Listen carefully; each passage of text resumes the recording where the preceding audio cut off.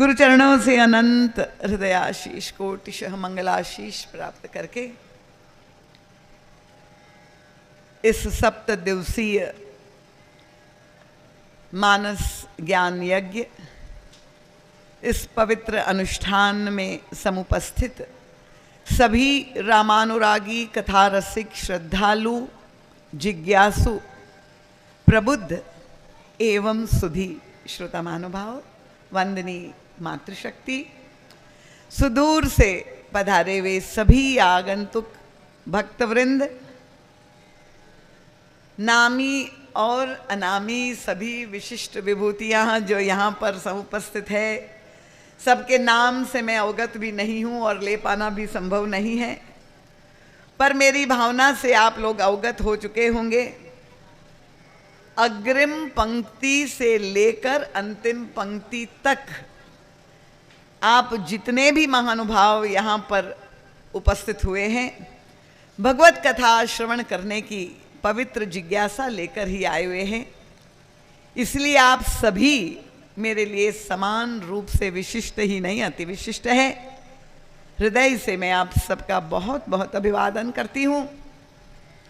आयोजक परिवार के सभी सम्माननीय सदस्य वृंद, आदरणीय आचार्य जी महाराज, आप सबके चरणों में मेरा बार बार नमन वंदन और प्रणाम स्वीकार करें। नर्मदा मैया की कृपा से आज पुनः हम लोग उस दिव्य भाव भूमि में प्रविष्ट होने जा रहे हैं जिस प्रसंग को केंद्र में रखकर गत 2 दिनों से चर्चा प्रारंभ की है। गोस्वामी तुलसीदास जी ने संपूर्ण सनातन धर्म का जो जीवन दर्शन है उसे मानस रूपी इस दिव्य अमृत कलश में प्रस्तुत किया है और युग तुलसी परम पूज्य महाराज श्री की विलक्षण दार्शनिक आध्यात्मिक दृष्टि प्राप्त करके हम उसे आत्मसात हृदयंगम करने का प्रयास कर रहे हैं। आप सबसे प्रारंभ में मैं अनुरोध कर दूं, क्योंकि परम पूज्य महाराज श्री का जो चिंतन है, उन्होंने संपूर्ण मानस का मंथन करके जो दिव्य नवनीत हमें प्रदान किया है, वही चिंतन प्रसाद आपके समक्ष में रखने का नित्य प्रति प्रयास कर रही हूँ। और उस चिंतन को समझने के लिए आपका सहयोग भी प्रार्थनीय है। मैं तो यही प्रयास करूँगी कि जितना सरल सरस और बोधगम्य हो सके। हमारे आदरणीय भैया कृष्ण किंकर जी ने मुझे सावधान कर दिया है कि दीदी माँ कल कथा का स्तर कुछ बढ़ गया था, अब आगे मत बढ़ाइएगा, नहीं तो श्रोताओं के लिए कठिन हो जाएगा। यद्यपि अन्य देवी देवताओं से भी मैंने पूछा, उन्हीं के लघु भ्राता आदरणीय भैया कृष्णाधार जी ने कहा, दीदी माँ बहुत अलौकिक आनंद आ रहा है, बहुत रस मिल रहा है। तो उस रसानुभूति को अनुभव करने के लिए प्रार्थनीय है आपका सहयोग। मन बुद्धि चित्त को एकाग्र करके आप श्रवण करेंगे तो इस विलक्षण प्रसंग में आपको जो है वो अलौकिक रस की प्राप्ति होगी। ऐसा लगता है कि गोस्वामी तुलसीदास जी श्री भरत जी महाराज के चरित्र और व्यक्तित्व भगवान श्री राम के प्रति उनके चरणों में जो अगाध प्रेम है, जो प्रेमादर्श भरत जी के चरित्र के द्वारा प्रकट हुआ है और उनके जो अनंत गुणगण है गोस्वामी तुलसीदास जी उसका वर्णन करते करते ऐसा लगता है कि उनकी लेखनी थम गई, उनकी वाणी अवरुद्ध हो गई और वो यही कह बैठे कि भरत सरिस को राम स्नेही। श्री राम के प्रति पूर्ण प्रेम किसे कहते हैं? ये तो श्री भरत जी महाराज के ही व्यक्तित्व से प्रकट हुआ। उनके समान जो है कोई दूसरा दृष्टांत नहीं मिलता है गोस्वामी तुलसीदास जी को। और तब वे कहते भरत सरिस को राम स्नेही, जग जप आप और आप जप जही। क्या महिमा मंडित कर दिया है गोस्वामी तुलसीदास जी ने भरत जी महाराज को। ऐसा लगता है कि उन्हें भगवान राम का भी चरित्र गौण लगता है भरत जी के सामने। ऐसा विराट समुद्र है उनका। संसार के सभी लोग हम और आप तो जिनका सुमिरन राम नाम का आश्रय ले करके और अपने भवसागर पार जाने का प्रयास कर रहे हैं, अपने स्वार्थ और परमार्थ की प्राप्ति करने का प्रयास कर रहे हैं, पर जिस प्रभु के नाम का आश्रय लेकर प्रत्येक व्यक्ति जिनका भजन करता है, वे प्रभु स्वयं किनका भजन करते हैं, किनका नित्य सुमिरन करते हैं। और तब ये तो गोस्वामी तुलसीदास जी के पास ही वो यंत्र है कि वो सबके हृदय में झांक करके देख लेते हैं। और उन्होंने देखा कि निरंतर भरत जी महाराज, भगवान श्री राम यदि किसी का सुमिरन करते हैं तो वो इस प्रेम मूर्ति भरत जी महाराज का ही करते हैं।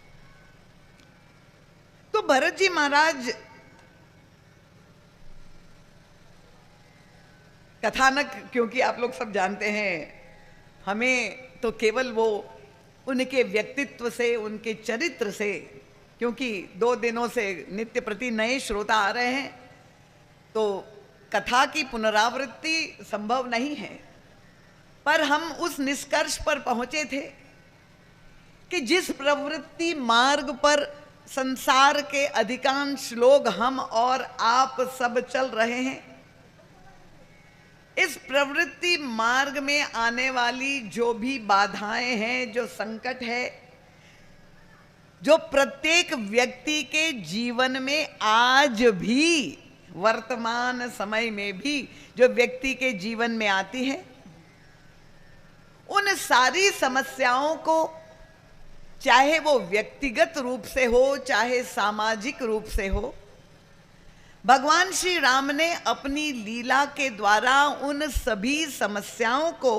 अपने जीवन में स्वीकार करके वह समाधान प्रस्तुत किए जो शाश्वत है। वो त्रेता युग के लिए ही नहीं, आज भी भगवान श्री राम की लीला अनुकरणीय है और उस मार्ग पर चलकर हम भी भगवान श्री राम के द्वारा, जो मैंने कहा चरमोत्कर्ष प्रवृत्ति का क्या है, वो है राम राज्य की स्थापना। और जो त्रेता में हो गई वो भगवान श्री राम ने कोई चमत्कारिक पद्धति से राम राज्य की स्थापना नहीं की है। देखिए, भगवान श्री कृष्ण की लीलाओं की ओर जब हमारा ध्यान जाता है तो वहां श्याम सुंदर के प्राकट्य से ही चमत्कार शुरू हो जाते हैं और इसलिए श्री कृष्ण की लीलाएं अनुकरणीय नहीं हो सकती।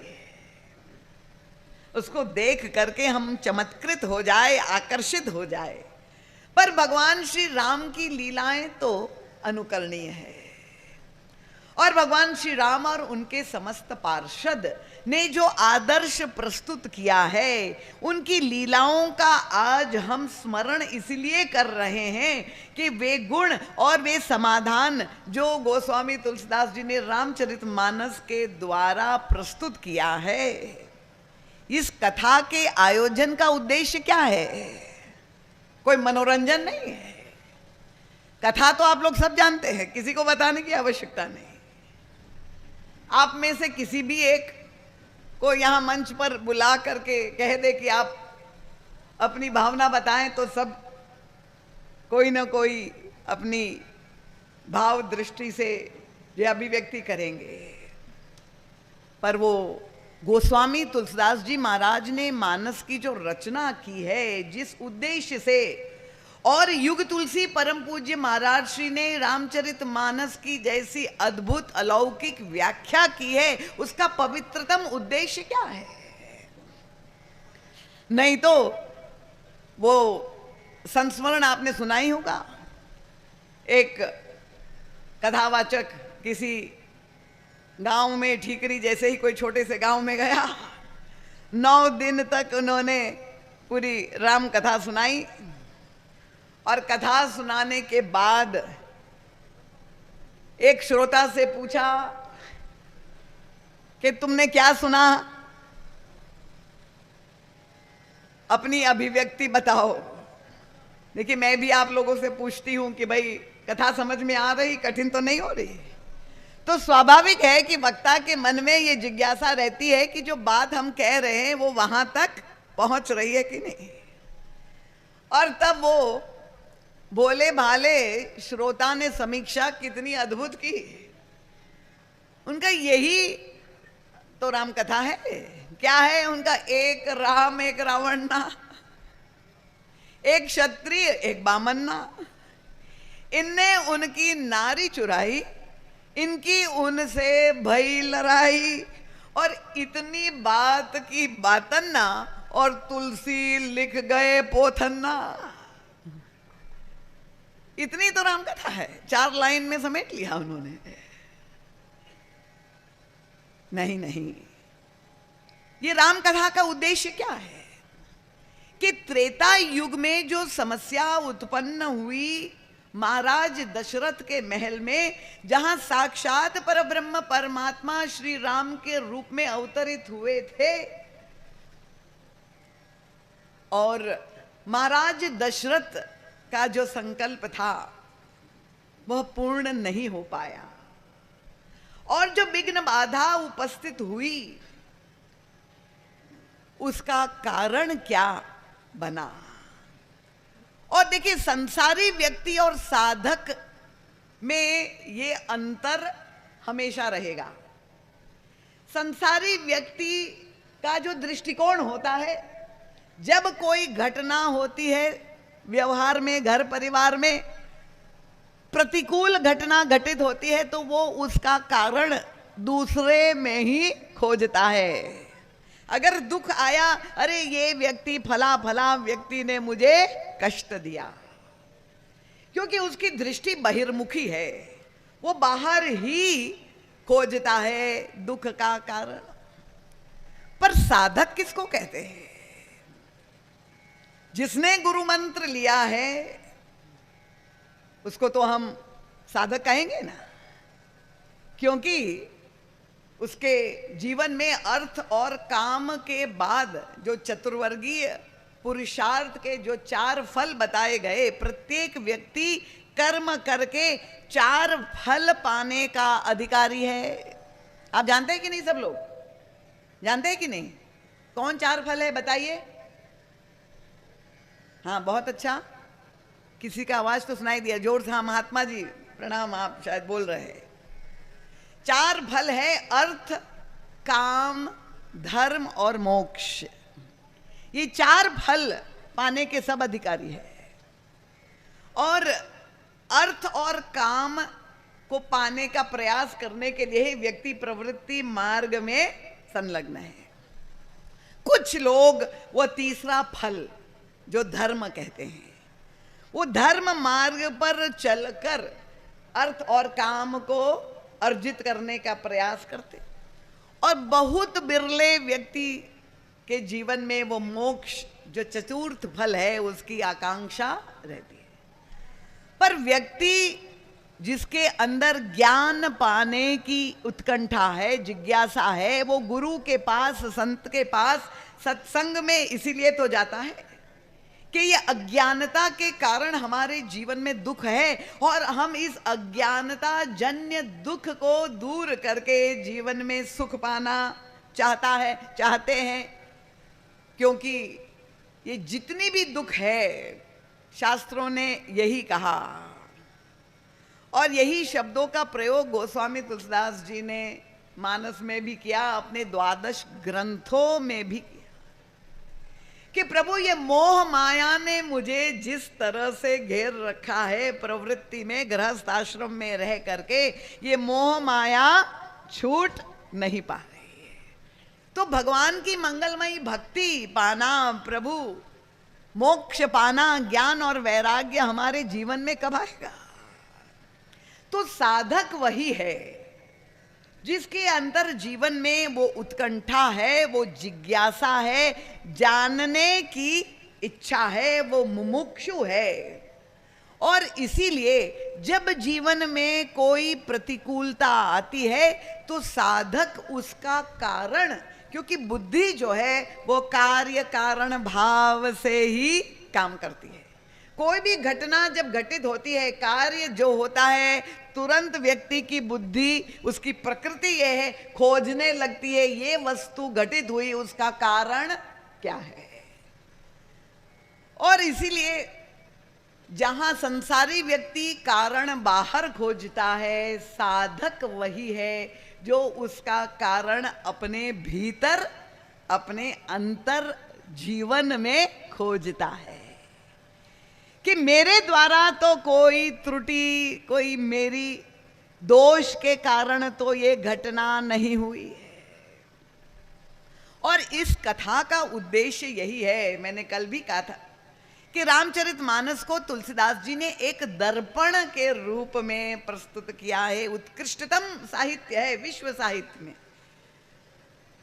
पर दर्पण की विशेषता यही है कि वह वर्तमान को ही प्रतिबिंबित करता है। और इसलिए हम सब इस कथा के अंतर्गत आत्मचिंतन करेंगे, आत्मनिरीक्षण, अपने हृदय में झांक करके देखेंगे कहीं हमारे जीवन की ये समस्या तो नहीं है। हमारे गृहस्थ धर्म में अगर बाधाएं आ रही है, अगर हमारे घर परिवार में संघर्ष, लड़ाई झगड़े हो रहे हैं, तो क्या राम राज्य नहीं हो पा रहा है? तो कहीं ना कहीं ये दोष हमारे भीतर तो नहीं है। तो महारानी कैकेयी के द्वारा जो 2 वरदान मांगे गए, सुतहिराज राम ही बनवासु। गतकल हमने महारानी कैकेयी जिस मनोविकार से ग्रस्त हो गई, संग दोष के कारण जो कुसंग हुआ, क्योंकि मंथरा तो पहले से ही रुग्ण थी और वह छूत का रोग, संक्रामक रोग अपना ले करके महारानी कैकेयी के पास जाती है और वह भी पूरी तरह से रुग्ण हो जाती है। और तब वो अहमता और ममता से, ईर्ष्या से ग्रस्त होकर, स्वार्थपरता से ग्रस्त होकर, वो इतना स्नेह करने वाली महारानी कैकेयी, हाँ मुझे याद आ गया, अगर यहाँ पर कोई भी कैकेयी के भक्त बैठे हो तो मुझे पहले ही माफ कर दीजिए। कोई है कि यहाँ महारानी कैकेयी के भक्त? क्योंकि आजकल ये नई परंपरा चल पड़ी है, कैकेयी में ही गुण दर्शन लोग करते हैं और कैकेयी की ही कथा सुनाते हैं, कैकेयी को महिमा मंडित करने का प्रयास करते हैं। देखिए, मैं वही बात कहूंगी जो शास्त्र संगत होगी, जो गोस्वामी तुलसीदास जी महाराज ने लिखी है। बाकी आजकल वक्ता तो स्वतंत्र है, वाणी स्वतंत्रता का युग है, वो चाहे कैकेयी की प्रशंसा करे और या चाहे रावण की प्रशंसा करे। पर हम लोग तो अपने लाभार्थ ये कथा समझने का प्रयास कर रहे हैं। तो परम पूज्य महाराज श्री ने महारानी कैकेयी का मनोविज्ञान का विश्लेषण, निरूपण करके हमारे सामने रखा है।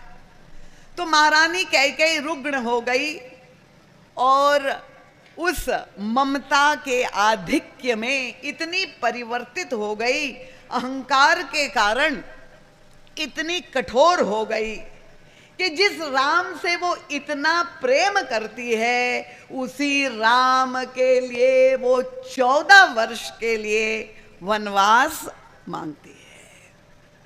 और हमारे प्रभु, देखिए भगवान श्री राम का यहाँ कितनी सुंदर झांकी सामने आती है। ये बार बार मुझे अनुरोध करना पड़ रहा है कि कथा में व्यवधान उपस्थित ना हो। मैं बहुत क्षमा चाहते हुए प्रार्थना कर रही हूँ, बड़ी विनम्रता से। अगर कोई यहाँ पर स्वयं सेवक हो तो कृपया रोक दे। जो विलंब, जब कथा सुनना है या तो समय से पधारे, इस मर्यादा का ध्यान रखे, और नहीं तो कहीं अन्यत्र भी व्यवस्था की गई, आयोजकों ने मुझे बताया है, वहाँ भी पर्दा लगा के कथा आप देख सुन सकते हैं, तो वहाँ बैठे। पर कथा के बीच में किसी भी प्रकार का व्यवधान उपस्थित नहीं होना चाहिए। वहीं पर रोक दे किसी को भी आए तो। कुछ कह रहे हैं? तो भगवान श्री राम ने जब ये सुना कि महारानी कैकेयी ने उनके लिए वनवास मांगा है, श्री राम के स्थान पर कोई और राजनेता होता, कल्पना कर लीजिए, जहां घोषणा हो गई थी कि कल राज तिलक होने वाला है, क्योंकि हम तो वर्तमान संदर्भ में देखेंगे, और वो राज तिलक होते होते वनवास हो जाए। पर भगवान श्री राम की जो पूजा आज हम कर रहे हैं, उनके नाम की जयकार लगा रहे हैं, वो राम को हमने समझा है कि नहीं? कितनी सुंदर झांकी यहां हमारे प्रभु की सामने आती है। अपने राम को पहचाने कि जहां महारानी कैकेयी ने उनसे कहा कि राम तुमको बन जाना है, और भगवान श्री राम तो इतने प्रसन्न हो गए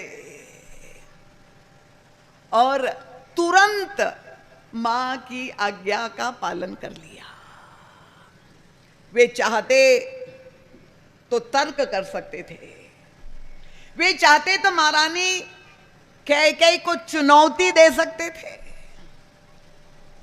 भगवान श्री राम के हृदय में अगर रंच मात्र भी पद लोलुपता होती, सत्ता सिंहासन के लिए वासना होती, तो वे अपने धनुष बाण लेकर के युद्ध भी कर सकते थे।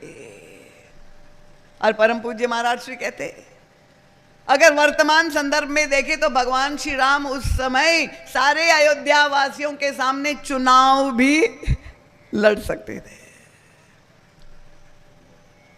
और आप जानते हैं, अगर उस समय चुनाव की नौबत आ गई होती तो महाराज श्री बड़ी मीठी चुटकी लेते हुए कहते हैं कि निश्चित रूप से महारानी कैकेयी की तो जमानत भी जब्त हो जाती, क्योंकि 2 ही वोट विपक्ष में थे, बाकी सारे अयोध्यावासी तो यही चाह रहे थे कि श्री राम राजा बने, युवराज पद पर अभिषिक्त हो जाए। पर हमारे प्रभु ने ऐसा नहीं किया। क्यों नहीं किया? क्योंकि प्रभु सोने के सिंहासन पर बैठने के लिए उत्सुक नहीं थे। प्रभु तुरंत चले गए, और बन जाने के पीछे प्रभु के हृदय की जो मंशा थी, वे सोने के सिंहासन पर नहीं, वे पूरे समाज में प्रत्येक व्यक्ति के हृदय सिंहासन पर बैठना चाह रहे थे। इसलिए प्रभु ने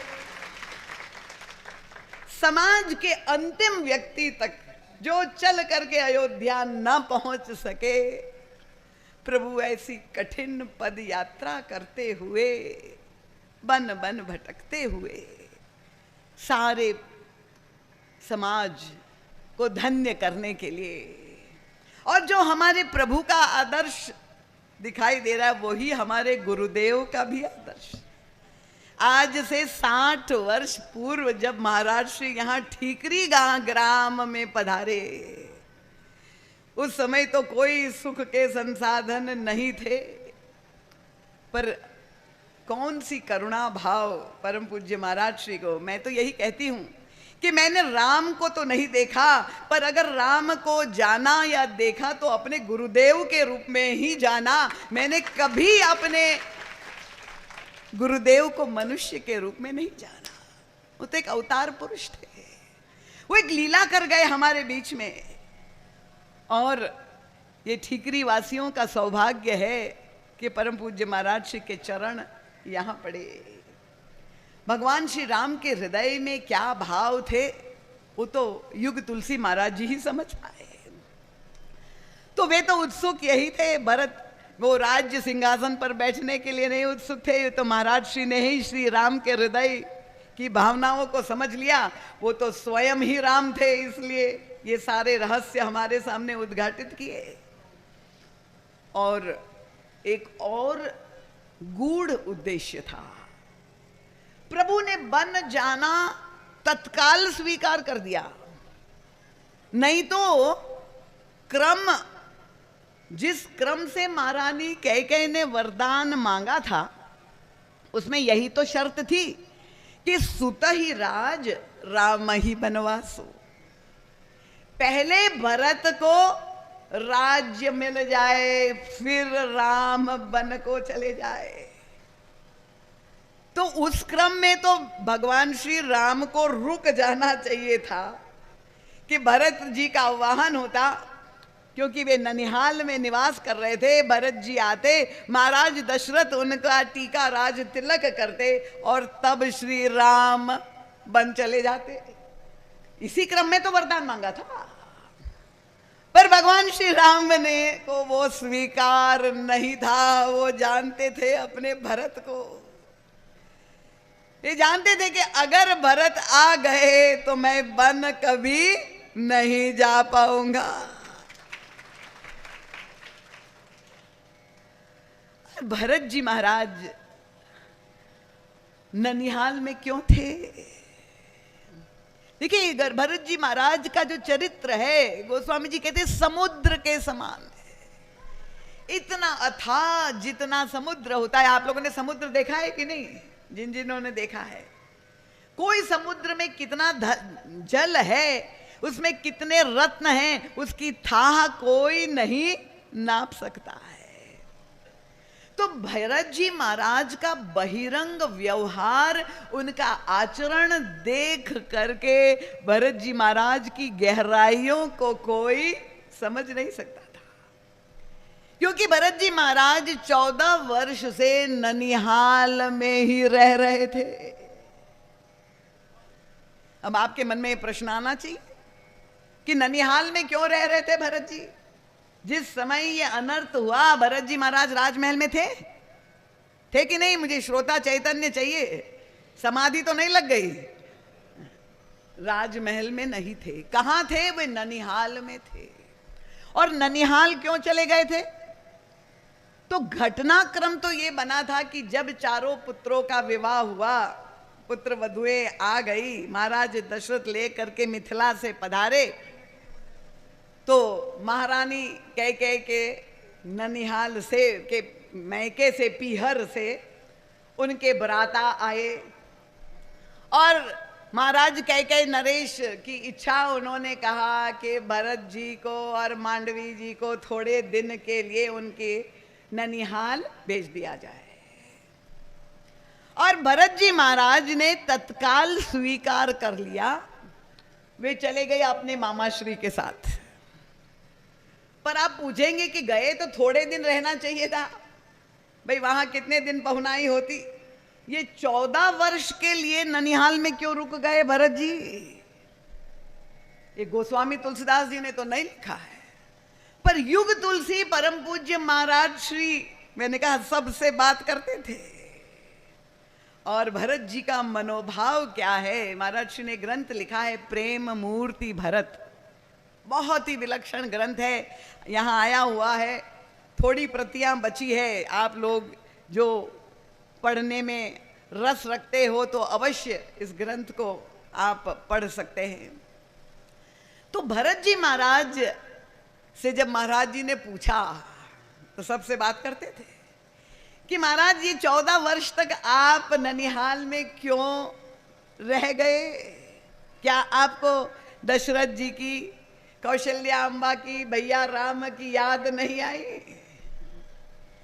पर भरत जी का उद्देश्य क्या था? क्योंकि वे जानते थे कि उनके नाना जी ने, महाराज कैकेयी नरेश ने विवाह के समय ये शर्त लगाई थी, शर्त या विवाह किया था कि मेरी पुत्री कैकेयी के गर्भ से जो बालक उत्पन्न होगा वही अयोध्या के राज सिंहासन का अधिकारी होगा। भरत जी को ये ज्ञान था और उनके हृदय में यही अपडर था कि कहीं ऐसा ना हो कि ये जो वचन महाराज दशरथ ने उस समय उतावलेपन में दे दिया है, उस वचन को लेकर अयोध्या के दरबार में कोई समस्या उत्पन्न हो जाए। और इसीलिए वे अपने ननिहाल में वो नाना, मैंने कहा ना, महाराज कैकेयी नरेश देहवाद, घोर शरीर को महत्व देने वाले देहवादी, अहंकार और ममता, मैंने कहा महारानी कैकेयी वही कैकेयी नरेश की पुत्री है और वही संस्कार पितृगृह से उनको प्राप्त है। तो भरत जी महाराज यही प्रयास कर रहे थे। उनका प्रयास क्या था कि वो वहां रह करके और अपने नाना जी और मामा जी को जो है उनके साथ रह के उनको महत्व दे करके, और यहाँ से कोई सुकूफा ना हो, कोई समस्या ना हो कि वहाँ अयोध्या में समस्या हो जाए। तो वो उनको संतुष्ट करने का प्रयास कर रहे थे। और दूसरा मकसद उनका ये था कि जब मैं सामने नहीं रहूंगा तो सब लोग मुझे भूल जाएंगे। और कुछ अंश तक वो सफल भी हो गए, क्योंकि भरत जी तो ननिहाल में थे और यहां सामने तो श्री राम और लक्ष्मण ही थे। और प्रभु का जैसा स्वभाव था, क्योंकि जब से भगवान श्री राम का प्राकट्य हुआ, कौशल्या अम्बा ने अपने पुत्र में यही संस्कार डाले। माताएं ध्यान से सुने कि जब पहली बार लीला में, बाल लीला में भगवान श्री राम ने कौशल्या अम्बा को संबोधित किया, मां कह करके बुलाया, पहली बार वाणी मुख से प्रभु ने जब मुंह से निकला, तुरंत कौशल्या अम्बा ने अपने बालक के मुंह पर हाथ लगा दिया, उंगली रख दी। उनका, नहीं बेटा, तुम्हारी मां तो कैकेयी है। ये संस्कार कौशल्या अम्बा ने अपने पुत्र राम में डाले थे। मैं तुम्हारी मां नहीं हूं, ये देह नहीं माता है, तुम्हारी वास्तविक मां कैकेयी है। ये संस्कार कौशल्या अम्बा ने डाला। और भगवान श्री राम यद्यपि सर्वज्ञ है पर लीला कर रहे हैं, जानते थे पूरे समय महारानी कैकेयी के पास ही रहते थे, सबसे अधिक महत्व देते थे। और भगवान श्री राम का जो व्यक्तित्व है, जो उनका शील है, स्वभाव है, गुण है, विनम्रता है, ऐसा सम्मोहन महारानी कैकेयी भी भूल गई। श्री राम का व्यवहार देख के, उनका स्वभाव, उनका आचरण देख करके वो भी महाराज दशरथ को बार बार कहती थी कि नहीं, अयोध्या के राज सिंहासन का वास्तविक अधिकारी मेरा पुत्र राम ही है। पिताजी को दिया हुआ वचन आप भूल जाइए। तो भरत जी सफल हो गए। वे चाहते थे कि श्री राम का व्यक्तित्व ही समाज के सामने आए, मुझे सब भूल जाए। और जब विश्वामित्र जी भी जब आए और दशरथ जी से कहा, अनुज समेत देहु रघुनाथा, निश्चर वध में होब सना था, तो उनकी मांग तो यही थी कि राम और उनके एक भ्राता अनुज को मुझे दीजिए, मैं 2 पुत्रों की याचना करने आया हूं। तो भगवान श्री राम के साथ लक्ष्मण जी को क्यों भेजा गया? भरत जी को भी तो भेजा जा सकता था, शत्रुघ्न जी को भी भेजा जा सकता, पर ये श्री राम के साथ लक्ष्मण जी को ही भेजा। तो सब लोगों को लगता था कि देखिए, निरंतर जो साथ में रहता है, एक क्षण भी राम के बिना नहीं रह सकते। इस तरह से लक्ष्मण जी का राम के प्रति बहुत अधिक प्रेम और समर्पण है।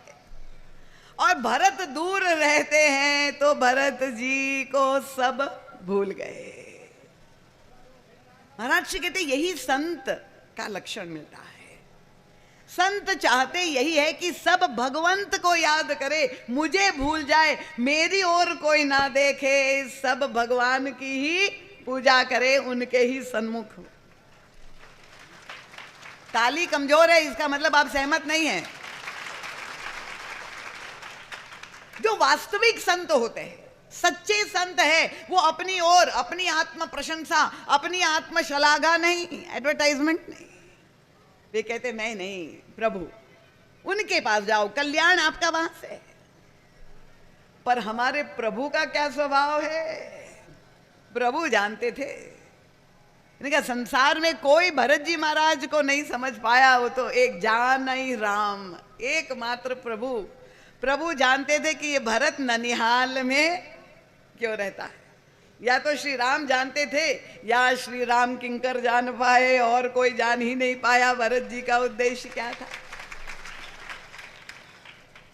और तब प्रभु ने सोचा, अच्छा भरत, तुमने मुझसे दूर रह करके 14 वर्ष से तुमने दूरी बना ली है, मुझको तुम समाज के सामने मेरे गुणों को प्रकट करना चाहते हो, अब रुक जाओ, अब मैं भी जाता हूं, और 14 वर्ष के लिए जाता हूं, और तुमको सामने आना पड़ेगा।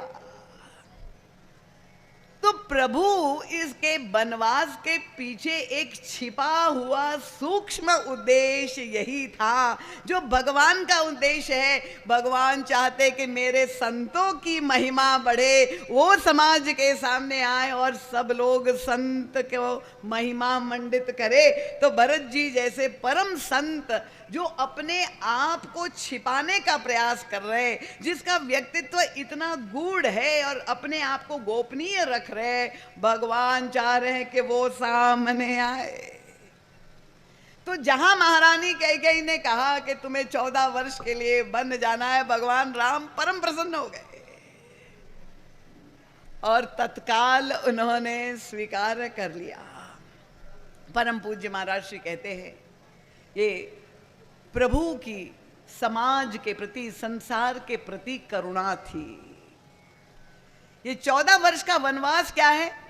अब तुलसीदास जी तो कवि श्रेष्ठ है और ये एक असाधारण काव्य है। काव्य में अनेक गुण होते हैं, तो उन्होंने एक रूपक प्रस्तुत किया। कठिन तो नहीं हो रहा है, पहले मैं पूछ लूं, क्योंकि मैं साहित्य में प्रवेश करूं और आपको साथ में ले चलूं, पर आपको भी साथ में चलना पड़ेगा। कठिन समझ में आ रहा है सबको? तो महाराज श्री कहते हैं, गोस्वामी तुलसीदास जी ने यहां पर एक दोहा लिखा है। क्या?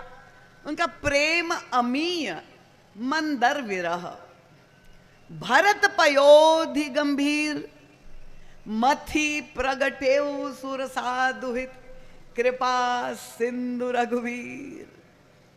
उनका प्रभु ने क्या किया कि ये भरत के व्यक्तित्व में जो दिव्य प्रेम रूपी अमृत छिपा हुआ है, जो समाज के सामने आना चाहिए, कोई लोग भरत को नहीं जान पाए हैं, और कैसे वो सामने आए, उनका अमृत को प्रकट करने के लिए पुराणों में कथा आती है कि समुद्र में अमृत छिपा हुआ है और देवता और दैत्य दोनों ही अमृत पाना चाहते थे। भगवान विष्णु के पास गए, क्योंकि वो कथा आप जानते हैं ना, समुद्र मंथन की कथा जानते हैं कि नहीं?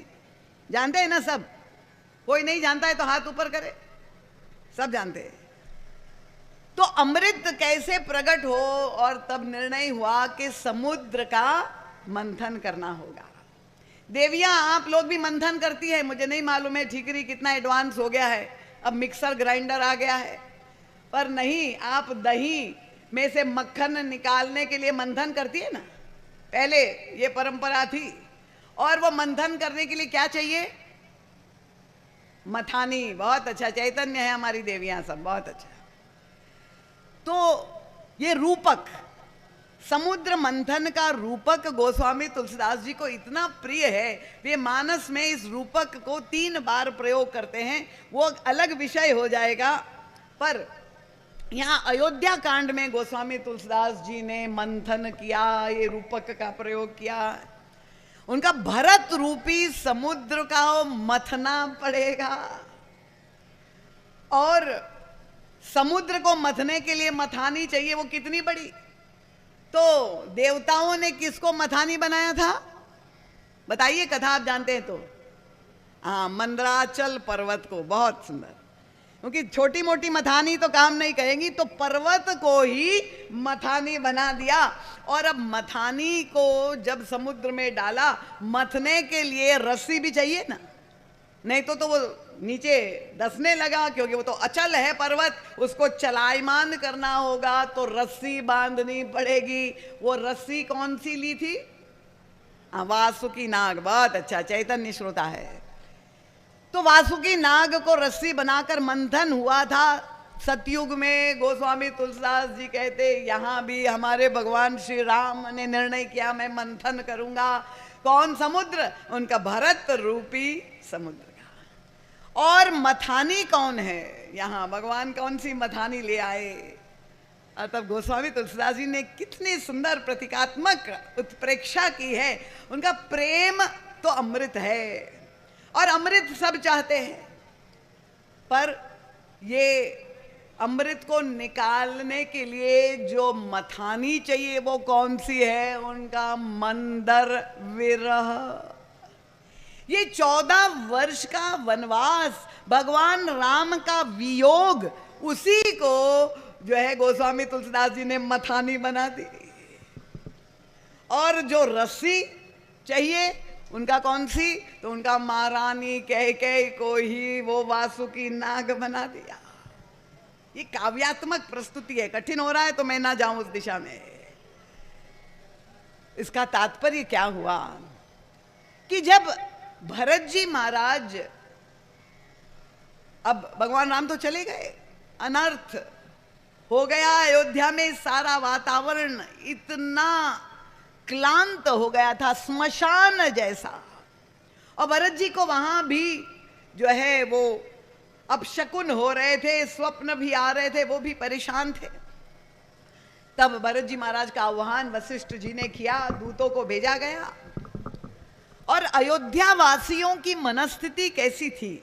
देखिए भरत जी को जो सामना करना पड़ा, क्योंकि तुलसीदास जी ने स्पष्ट लिखा है 3 प्रकार के मत मतांतर अयोध्या में दिखाई देते। एक भरत का सम्मत कहे। कुछ लोग ऐसे थे, जो अधिकांश लोग ऐसे थे कि भरत जी को दोषी मान रहे थे कि ये राम का जो वनवास हो गया उसमें महारानी कैकेयी अकेली नहीं, ये षड्यंत्र में भरत भी सम्मिलित है। ये माँ बेटे की मिली भगत है, क्योंकि भरत के हृदय में राज्य पद की लालसा है, लोलुपता है, और इसलिए पीछे रहकर उन्होंने महारानी कैकेयी को आगे रह करके ये षड्यंत्र, ये व्यूह रचा है। तो लोगों के मन में ये भरत जी को लेकर के एक प्रकार की धारणा, गोस्वामी जी कहते एक भरत कर सम्मत रह कही, एक उदास भाई सुनी रहे। कुछ लोग थे जो तटस्थ थे कि हम अभी कुछ भी नहीं कहेंगे, भरत जी को आने दो, और उनके आने के बाद उनका जो क्रियाकलाप होगा उसके बाद हम निर्णय करेंगे कि भरत दोषी है कि निर्दोषी है। और कुछ लोग ऐसे थे जिनकी पूर्ण निष्ठा भरत जी के प्रति थी, उनका ये संभव ही नहीं हो सकता, और जहां भरत जी के विपरीत कोई बात कही तो तुरंत कान मूंद कर रद गई जीहा, एक कहे यह भाव अलिया। वो मानने को तैयार नहीं थे कि भरत जी में किसी भी प्रकार का विकार है, किसी प्रकार का दोष है। और तब भरत जी महाराज रथारूढ़ होके जब अयोध्या में, अब आप देखिए उनका प्रवेश होता है, और अयोध्या ऐसी सुनसान दिखाई दे रही भरत जी को। कोई व्यक्ति 14 वर्ष के बाद आ रहा है, और आज भी आप देखिए कोई वीआईपी आए तो तुरंत उनका स्वागत करने के लिए फूल माला लेकर के और व्यक्ति जाते हैं, पर भरत जी का स्वागत करने के लिए भी कोई सामने नहीं आया। कोई बोल भी नहीं रहा है, बातचीत भी नहीं कर रहा है भरत जी से। अब भरत जी की क्या मनस्थिति होगी, कल्पना कीजिए। वो देख रहे चारों ओर, लोग खड़े हैं, दूर से सब देख रहे, काना फूसी आपस में हो रही है।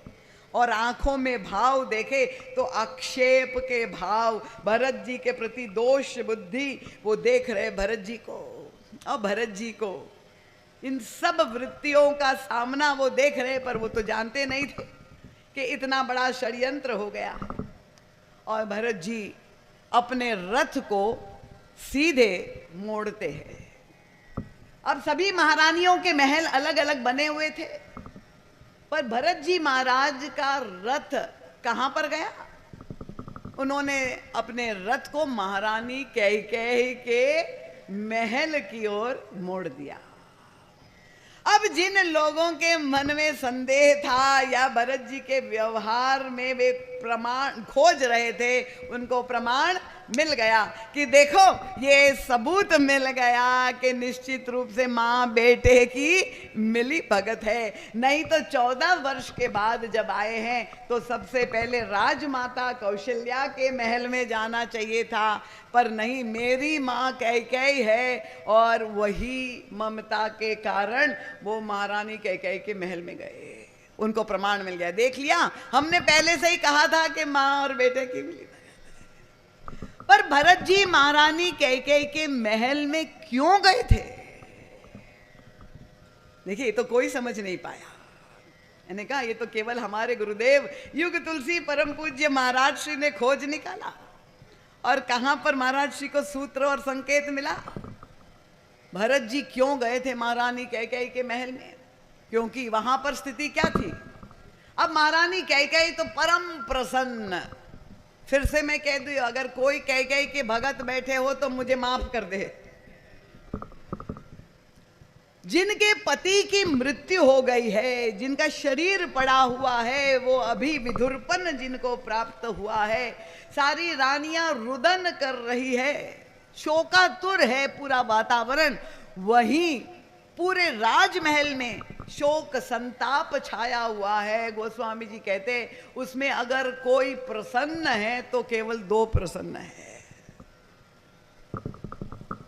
और गोस्वामी तुलसीदास जी ने कहा, कैकेयी हर्षित यही भांति, मनहु मुदित दव लागी किराती। उनका वन में आग लग गई। और जब आग लग जाए तो आप जानते हैं सभी पशु पक्षी जीव जंतु कितने व्याकुल हो जाते हैं कि जब पूरे वन में आग लग गई। पर अगर उसमें कोई जो जिसने आग लगाई हो वही व्यक्ति तो प्रसन्न हो सकता है ना, बाकी तो कोई नहीं हो सकता है, सब कष्ट दुखी होंगे। उनका अगर कोई प्रसन्न है तो महारानी कैकेयी और ये कुटिलामती दासी क्यों प्रसन्न हो रही?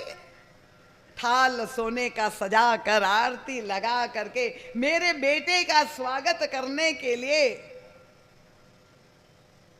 भले लोग गाली दे मुझे, महारानी कैकेयी अपने षड्यंत्र की सफलता में इतनी प्रसन्न है कि मेरा बेटा राजा होगा। मैंने कहा प्रवृत्ति में रहने वाली प्रत्येक माता जो ममता से ग्रस्त है वो यही चाहती है कि मेरे बेटे का उत्थान हो और दूसरे के उत्थान के प्रति वो असहिष्णु है, उसे स्वीकार नहीं होता। तो बड़ी प्रसन्न है।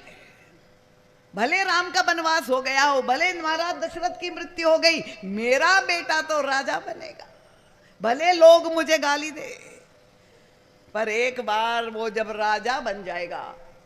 ये कितना परिवर्तन कैकेयी के व्यक्तित्व में दिखाई देता है। ममता के कारण उनकी कितनी कठोर हो गई महारानी कैकेयी। पति की मृत्यु हो गई, जो परम पतिव्रता मानी जाती थी, आज महाराज दशरथ के प्राण चले गए और ये थाली सजा के प्रसन्न होकर बेटे की आरती उतारने के लिए व्याकुल है, दरवाजे पे खड़ी है। और उनके पीछे वो मटकती हुई बहुत प्रसन्न मंथरा 16 श्रृंगार करके सज धज के अपने उद्देश्य में सफल हो गए, होने जा रहे हैं। और श्री भरत जी महाराज का आगमन होता है। गोस्वामी तुलसीदास जी कहते हैं महारानी कैकेयी अपने पुत्र की आरती उतार रही है, उनका स्वागत कर रही है, बड़ी प्रसन्न है। पर भरत जी महाराज की दृष्टि कहां पर है? और तब गोस्वामी तुलसीदास जी ने देखा कि भरत जी महाराज कुछ प्रसन्न नहीं हो रहे कि माँ सामने खड़ी है, सोने का थाल है, मेरा तिलक हो रहा है, आरती उतार, वो तो आंखें खोज रही है दाएं बाएं। ऐसे भरत जी महाराज घूम घूम के देख रहे थे, नहीं आंखें किसी को खोज रही हो ऐसा लग रहा है। महारानी कैकेयी अम्बा सामने खड़ी, पर उनकी और उनकी दृष्टि नहीं, किसको खोज रही है? महाराज श्री ने देख लिया। भरत जी के मुख से तुरंत ये प्रश्न निकल आया। वो महारानी कैकेयी से पूछते हैं, कहूं कहां तात, कहां सब माता, कहां सिय राम लखन प्रिय भ्राता। महाराज श्री कहते हैं, समझ में आया। भरत जी खोज रहे, मां से पूछ रहे, अरे कहाँ है पिताश्री, कहाँ है भैया रामभद्र, कहाँ है मेरी भाभी माँ, कहाँ है लक्ष्मण भैया, कोई दिखाई क्यों नहीं दे रहा है? महाराज श्री कहते कि भरत जी महाराज के आगमन का उद्देश्य क्या था, यहां पर प्रकट हो गया। वे जानते थे भगवान राम का स्वभाव, भरत जी महाराज के बचपन से ही हमारे प्रभु पूरे समय महारानी कैकेयी के ही महल में रहते हैं। और जब श्री रामभद्र महारानी कैकेयी के महल में रहते हैं तो लक्ष्मण तो उनके बिल्कुल एक क्षण पूछ छोड़ने वाले नहीं, वो भी वहां रहते थे। और जब दोनों पुत्र वहां रहते थे तो माताएं भी, सुमित्रा अम्बा कौशल्या अम्बा भी वहीं आ जाती थी। और जब तीनों रानियां और पुत्र वहां, तो महाराज दशरथ भी वहीं आ जाते थे। तो भरत जी महाराज जो आए थे महारानी कैकेयी के महल में, वो मेरी माँ कैकेयी है उनसे मिलने के लिए नहीं, वो आए थे श्री राम के दर्शन के लिए, क्योंकि उन्हें मालूम था कि राम यही है। ये जो उनके हृदय का गूढ़ भाव है, ये तो कोई नहीं जानता था। लोगों के मन में तो वही बहिरंग व्यवहार देख करके जैसी हमारी दूषित बुद्धि है, वैसी ही अपनी बुद्धि से हम अगले व्यक्ति का आकलन करते हैं।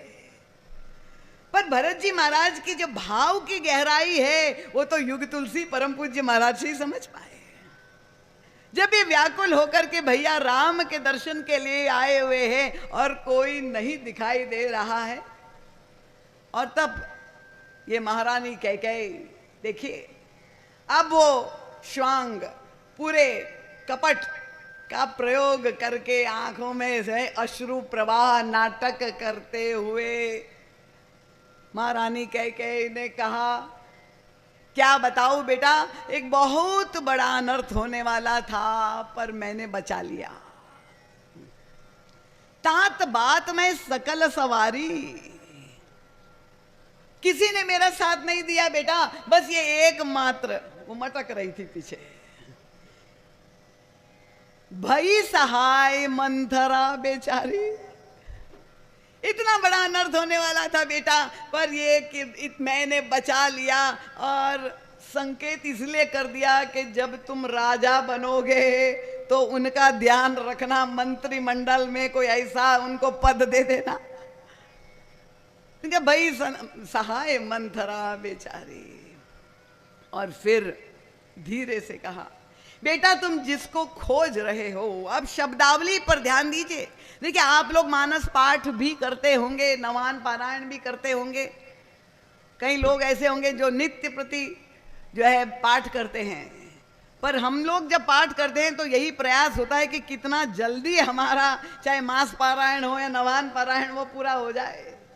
पर युग तुलसी परम पूज्य महाराज श्री तो जब मानस को पढ़ते हैं तो एक एक शब्द में रुक जाते हैं, अटक जाते हैं। महारानी कैकेयी बता रही है भरत को, उनका जिनको तुम खोज रहे हो, भूपति सुरपति पुर पग धारे। देखिए शब्दों पर ध्यान दीजिए। जो पढ़े लिखे साक्षर हो वो कह सकती थी कि महाराज दशरथ की मृत्यु हो गई, घटना तो वही है ना, शरीर शांत हो गया। पर महारानी कैकेयी की प्रस्तुति देखिए, कैसे घुमावदार ढंग से कह रही कि भूपति सुरपति। सुरपति मतलब स्वर्ग का राजा। तो देवताओं के लिए तो महाराज दशरथ ने संग्राम किया ही था।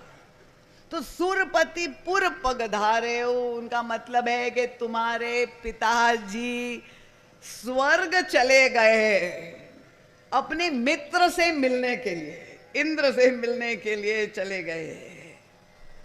ये नहीं कह रहे कि मृत्यु हो गई, इनकी पदोन्नति हो गई। भाई मृत्यु तो एक दिन होनी है, पर अब अपग्रेड हो गए हैं, वो तो स्वर्गवासी हो गए, कोई दुख का कारण नहीं है। ऐसी कपट युक्त बात। और भरत जी ने जहां सुना पिताश्री की मृत्यु, तो इतना गहरा आघात पहुंचा। तात तात कह तात पुकारी परेऊ भूमि तल। गोस्वामी तुलसीदास जी कहते हैं कि इतना उनको मतलब कल्पना भी नहीं हो सकी, मेरे पिता की मृत्यु हो गई, और भूमि पर गिर पड़े और चिल्ला करके रोने लगे। रुदन करते हुए भरत जी महाराज थोड़ी देर में सावधान हुए और महारानी कैकेयी से पूछा, कहू पितु मरण है तू महारानी? महारानी बताइए मेरे पिताश्री के मृत्यु का कारण क्या बना? और तब महारानी कैकेयी ने वही अपनी कपट युक्त शैली में अपनी सारी करनी जो है वो सारी घटनाक्रम सुना दिया। श्री राम किंकर प्रभु